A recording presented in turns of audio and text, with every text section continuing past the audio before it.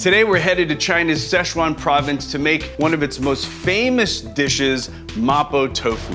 Some people think that they hate tofu, which makes no sense to me, but this is the dish that will convert any non-believer.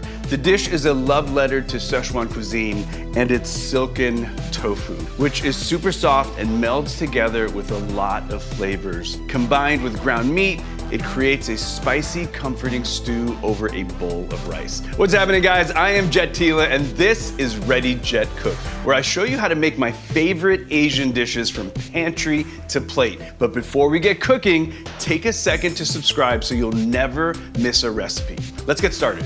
It's important for me to show you how to cook these dishes in real time. Instead of kind of like presetting all these bowls and all these ingredients and then going for it, I'm gonna show you how I do it at home. So getting the pan preheated is the first thing, and I'm gonna go for my aromatics. Now, ginger and garlic are always going to be your classic Chinese aromatics.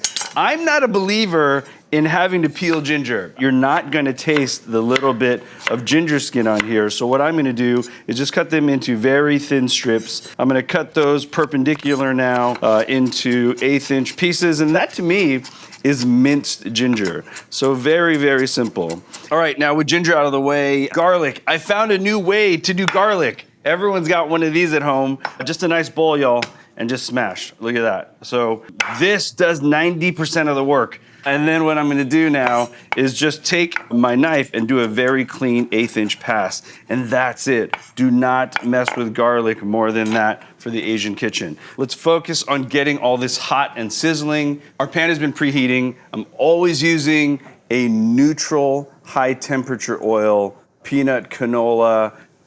Let's get those aromatics in. All right, so I don't have my heat cranked to 11 because I still need some really important ingredients in the pantry. I'm grabbing black beans in two forms, and I'm gonna show you what I'm talking about. Sichuan peppercorn and magical, mystical doubanjiang. It's an ingredient you must learn if you're going to master Sichuan cuisine. We need to bloom these spices, and the first spice you need to learn is Sichuan peppercorn. In this form, it's not easy to cook with, so you can buy it either whole or buy it ground. We're using the ground here, all right? So I'm gonna put a little bit into the pan to start it blooming. Just like Indian or Thai or other cuisines, bloom your spices in the heat. It is numbing and it is hot. So taste it before you cook with it. Use the smaller amount in the recipe before you just go, yo, I love hot and I love numbing. Let's look inside the pan here. Ginger and garlic are brown. I'm getting a very kind of beautiful bloomed floral spice out of this. And now the next thing we're gonna do is add some ground beef. Beef is the classic interpretation. You've seen a lot of recipes out there using pork.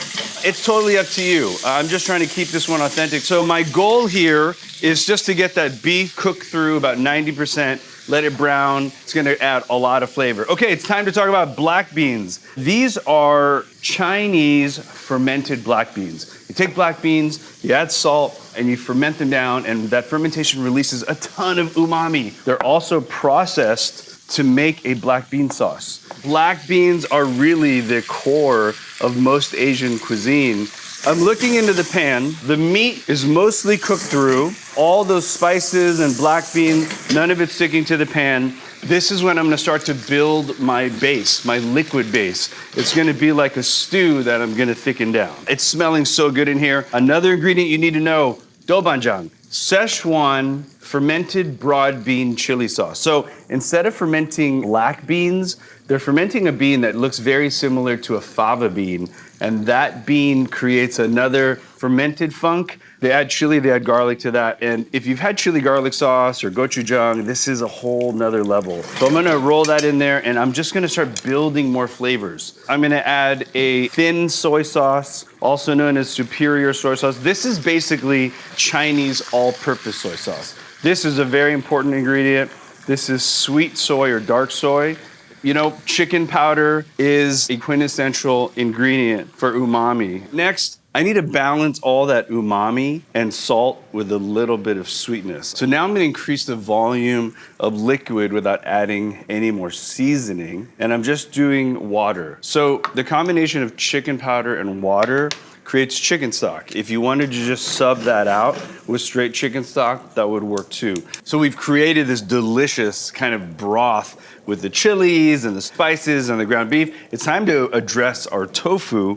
Fun fact, Mapo Tofu origin story. Mapo is affectionately a pockmarked grandmother or auntie, and she makes this famous tofu dish. Look it up. I know I didn't make that up. Tofu and cheese are made exactly the same way. With cheese, you take milk and you create curds and you push those curds into cheese. Tofu is made exactly the same. You take soy milk and you create the curds. How much you smash that curd and how dense it is determines what kind of tofu. This is called silken tofu, so it means it's very, very soft. I've cut it into blocks, and I'm gonna take these blocks now, cut them into perfect cubes. As the tofu is taking a beautiful bath in that spicy, savory broth, I'm gonna cut some scallions. If you've cut with me before, I take away the roots, I take away a little bit of the tips there. The big question I get is, Jet, do I use the whites or the greens? Use it all. So I basically cut them in half.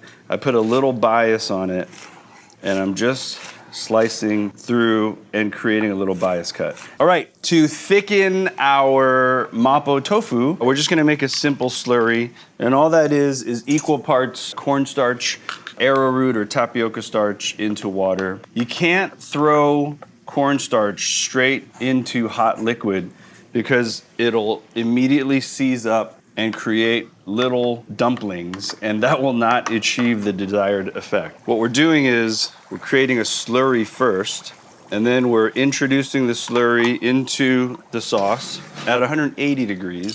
That cornstarch starts to activate, and check it out, it's already starting to pull together. And it does what we call gelatinizing, and that thin soup has now become a beautiful thick stew. That's it right there. This is your last chance to check your flavors. Just do a quick taste, because once this plate goes out, you're gonna be judged, and either it's gonna be a good judging or a bad judging. Savoriness, spiciness, just a little round of sweetness. Oh man, that numbing spice is such a unique feeling. Put some scallions on that. That is it right there. It's like lava. I mean, it is hot, so let me cool that off a little bit. The richness of the beef, the heat, the acid, the spice, and then that silky tofu really is that perfect combination. I'm serving this with white rice, but it really goes well with brown as well. You could also just throw this over a plate of beautifully cooked noodles. It is amazing. I hope you've learned a lot about Sichuan food. Don't forget to like, subscribe, and we'll see you guys next time on Ready, Jet, Cook.